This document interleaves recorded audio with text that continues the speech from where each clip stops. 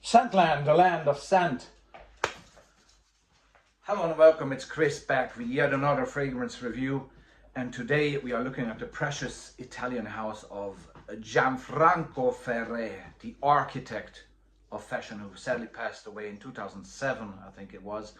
One of the greatest fashion icons in history, okay? And he started his fragrance line for men somewhere in the mid 80s, I can remember, and I've reviewed several of his fragrances, including Pontaccio 21, Pontaccio 21 from the year 2000, and the Ferre for Men from 2006, and obviously also Fougere Italiano, which was one of the best releases of recent years. Truly, I truly think so. And there's another fragrance that came out under this brand, Gianfranco Ferre, in the year of 2016.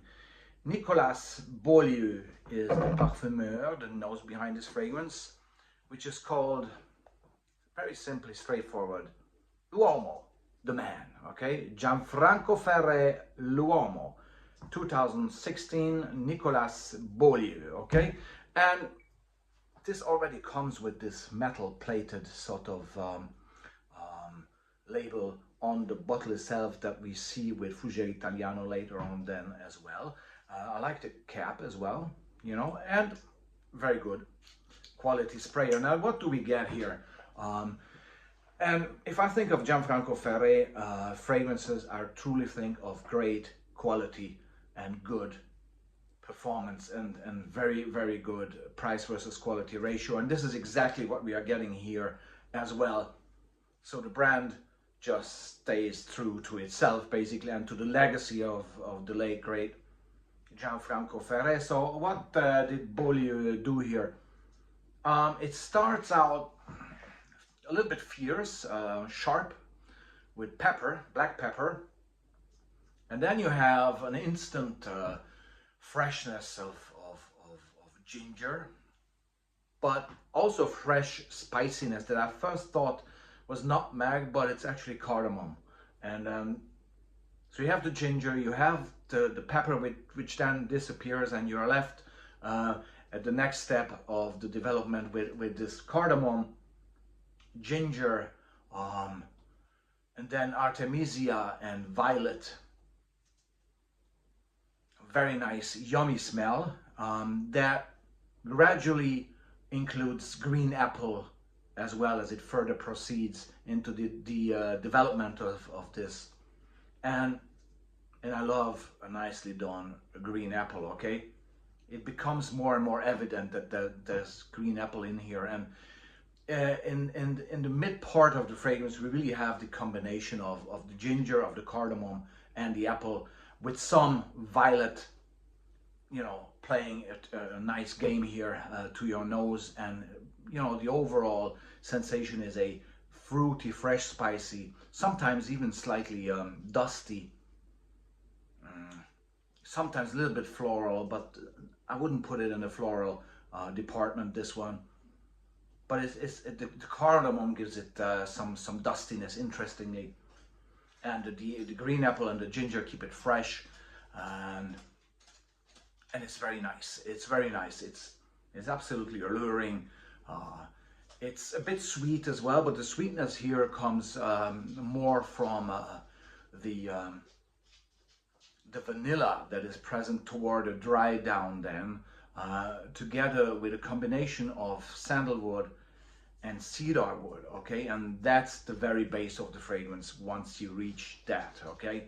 Which happens around after like 2, 3, 4 hours, depending on if you spray it on skin or if you actually spray it on hair or clothing or fabric, I should say, right?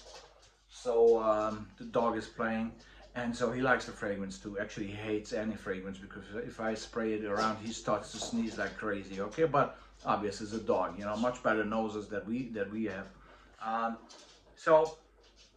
So there's a bit of mussiness sometimes as well, which is great, which I love throughout the dry down. But overall, you get a nice, sexy. To me, it's even signature worthy. It's great for the daytime. It's actually a very modern smelling fragrance. Could be a compliment getter if you're hunting your compliments. But in general, for me, when I wear it, it's more sort of a special occasions, evening type of scenario. Okay, because of the fresh spicy sweetness that shines through here. That is sort of more relevant for me as the day progresses towards the evening. Okay, put it that way. Very, very simple, straightforward. It's less evident to me in the morning to wear this, more in the afternoon and evening, but that's it really. 25 and above.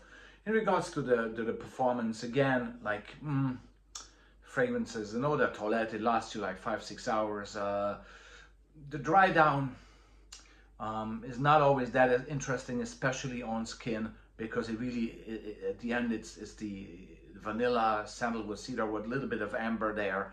But on clothing and hair is actually better. So if you combine these two, you get an optimal output there. Okay, so overall, again, yet another great quality release from Gianfranco Ferre. Something nice, something special. I'm not saying that this is the most creative fragrance ever done, okay, or ever invented, or that it has a special DNA that you have never smelled before. I'm not saying that, okay? This is definitely in the modern department, but still done in a classy way, okay? It's still a gentleman's fragrance, still a stylish, typically Italian fragrance. I would really, again, it has an Italian backbone.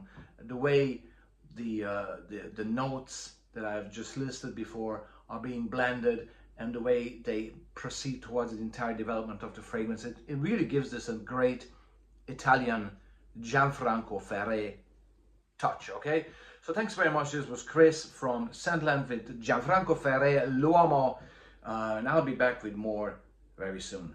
Take care, and I'm gonna walk the dog now. Bye-bye.